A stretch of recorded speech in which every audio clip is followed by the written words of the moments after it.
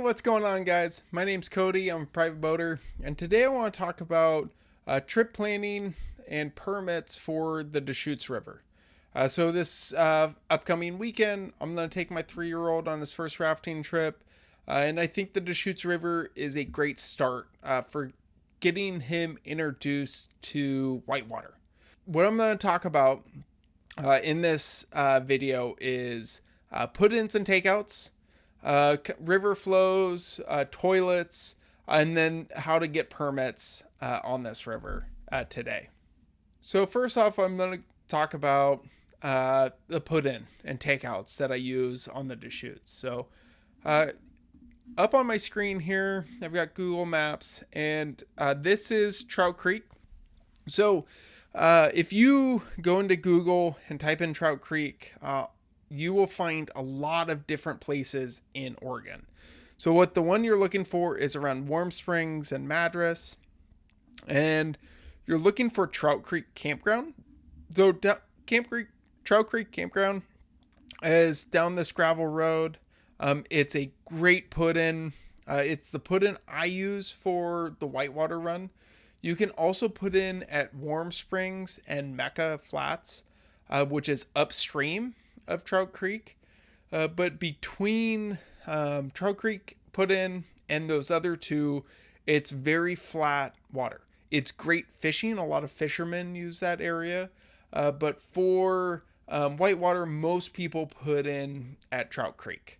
And then from Trout Creek, that's your last boat access until you get really far downriver. So when you start getting close to Maupin.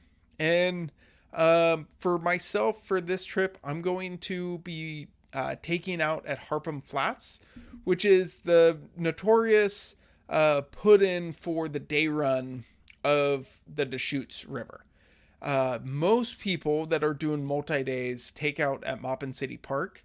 And the reason most people put in at Maupin City Park, right here in the town of Maupin, is that it allows you about 45 minutes between Harpham Flats and Maupin City Park. There's about 45 minutes of really good whitewater rafting. I'm just taking out because I would be taking sneak lines on that anyways, because I have a 3-year-old in the boat. But most times I take out at Maupin City Park. And then some people do choose to take out down here at Sandy Beach because there is a little bit more whitewater rafting, but it adds about, I would say, an hour and a half to 2 hours on your day. So most people take out at the city park because it puts you there around 1 p.m. in the afternoon. It allows you to drive home. But Sandy Beach is also a great option. So I would say the 3 takeouts that are most popular: Sandy Beach, Harpham Flats, and Maupin City Park. And Maupin City Park being the number one most common. So next I want to talk about permits, and kind of like get up on my soapbox about permits is please buy them. The money goes back into the rivers, and the people that run the Deschutes do a great job managing this river. I don't take a groover when I go on this trip because there's bathrooms everywhere on it. There's the upper river is not accessed by a road, but there's composting toilets as you go down. And then once you hit North Junction, there's a road that goes up the river, and then they turn into pit toilets. So there's tons of campsites. There's tons of toilets along the way. The campsites are clean. The boat ramps are well organized. There's not a lot of partying and gun shooting and illegal campfires going on, because there's a really good presence on this river. So please pay for your permits. They're really cheap, and they do a lot of good. So to buy your permits, I think what's the most confusing is knowing what sections to buy. And so I'm here on the BLM's website for Lower Deschutes. It's got a lot of good information on it. And the first one is this river segments and boat and camping. And that gets you to this page. And so you'll notice segment 1 is Warm Springs to Harpham Flat. and that is where most people are going to be camping. And so when you're applying for a downstream river permit, you should be checking segment 1.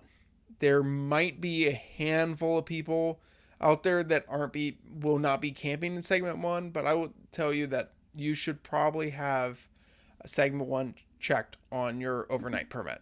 So when you look up recreation.gov, Lower Deschutes River permit, that's what you're looking for.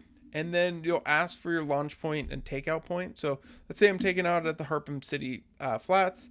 And then in here, so it's going to know that on my last day, I'm going to be in segment 2 because I'm going to be below Harpum Flats because I'm taking out at Maupin City Park.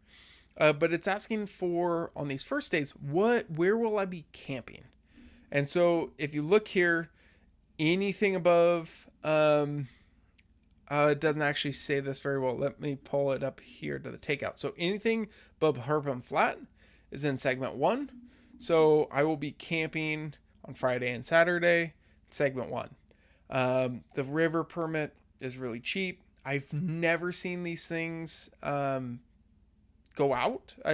There's a lot available. I think it's 1,000 people get to be in that river area per day. I've heard of them going out once during the solar eclipse that passed right through this area. But outside of that, this river can handle a lot of people. There's a lot of campsites.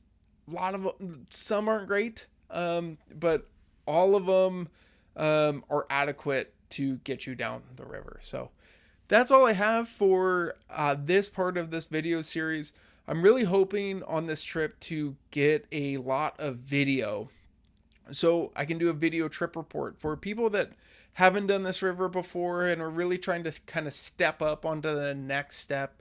Because I really feel like definitely here in the state of Oregon for multi-day river trips, most people start with the John Day and the Grand Ron, and then they struggle to know where like the next step is. And I think the Deschutes is a really good next step for those 2 beginner rivers to be like, this is like beginner plus. So it's a class 2 river.